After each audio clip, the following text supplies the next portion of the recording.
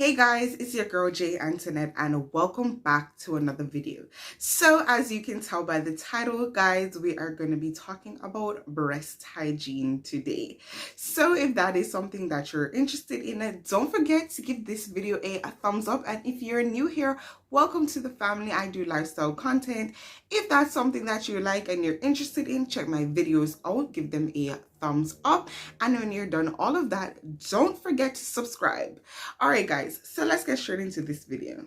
Yes, guys, so as I said, we're going to be talking about breast hygiene, some tips that you can use, how to ensure that you're keeping your tatas very nice and special and, just treating them properly. All right, so the first tip that I want to talk about is just overall hygiene for your breast. All right, so the breast area can be somewhere that is really forgotten about. Like, I don't know if I've ever been to a class where, we were talking about breast hygiene or anything like we've never really emphasized on having proper breast hygiene. I guess for us, especially as ladies, we just expected that, this is a part of a body and we just got to take care of it kind of thing. But you never really hear anybody talking about breast hygiene per se.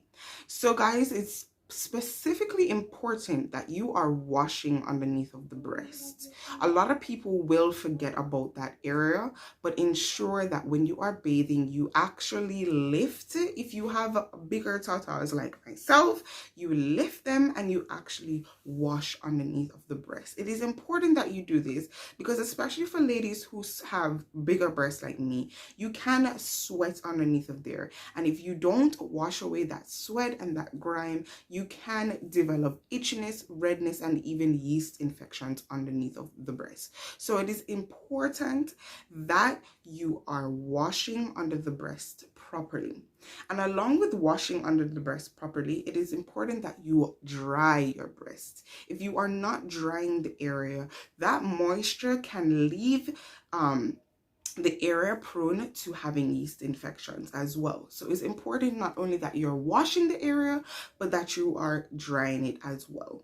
If you do have a problem with sweating underneath of it, especially now, like in this hot, really hot and sweaty time of the summer, you can use a little bit of talc-free powder and just gently place it underneath of the breast. Do not over powder the area, because anything that stays under there and leads to an excess kind of moisture can lead to blotching, redness, sweating, smell, and yeast infection. So it's important that you do leave the area as dry as possible. All right, guys, so my next tip is ensure that you are changing your bras daily. All right, especially now when we're having a lot of heat and you're sweating a lot, the breast hygiene is really important in terms of changing your brasiers, because all of that sweat that locks in, especially under the wire of your breast, you're placing that back on to you and you're basically introducing yourselves to having infections. So it's important if you can, because not everybody has enough bras to change them every day. So if you can, it is important that you are changing your bras daily. All right.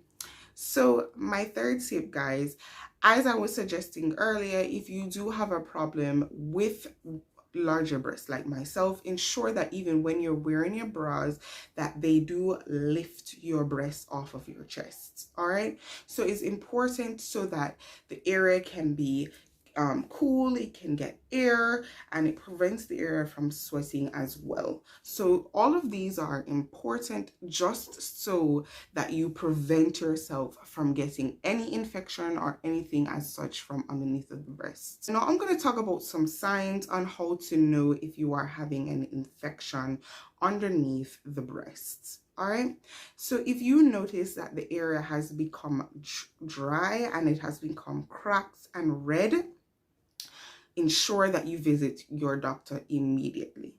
Do not try and doctor this at home because it can be very painful. So ensure that if you see it dry, red, and cracked, that you go and visit your doctor immediately. If you see any white clumping or white blotches underneath of the breast, that is an indication of yeast infection. While you can use a topical ointment for it, I think you can get something over the counter for it.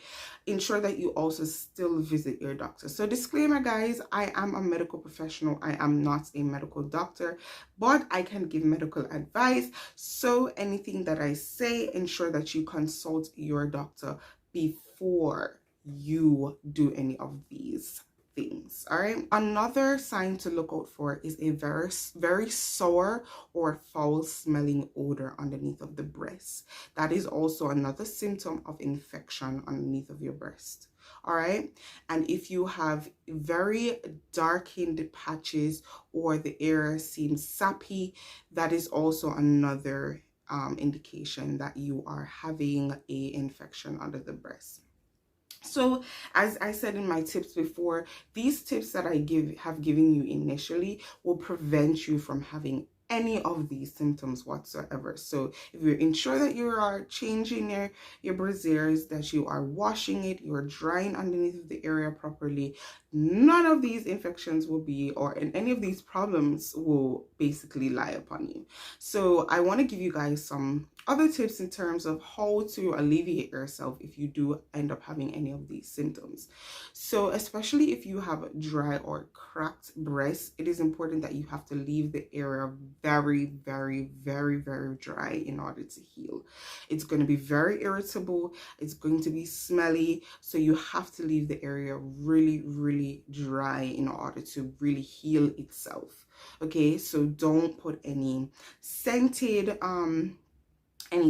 sprays there or anything like that. I did read up where I saw some person said that you can use a mixture of tea tree oil. As you know, tea tree oil has very good antifungal properties. You can use tea tree oil on the area, and it would also help to get rid of the infection and also keep the area nice and healed and all of that good stuff. All right, so tea tree oil is one of those natural remedies that you can definitely use.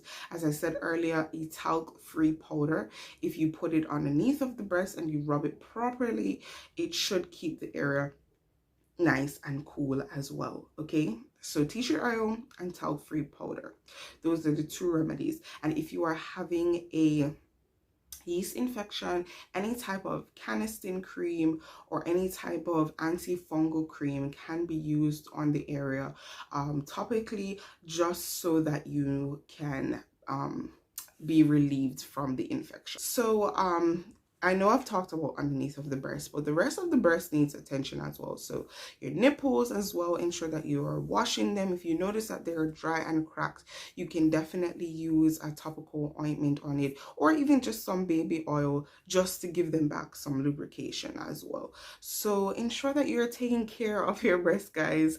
You only get two, and you know, ensure that you are also checking yourselves daily for lumps as well, lifting up your arm and massaging it in circular motion. You know, it doesn't matter what age you are, you can get breast cancer. So ensure that you're checking your breast all the time, ensuring that there's no lumps and all of that as well. And ensure that you are getting your checkups by the doctor.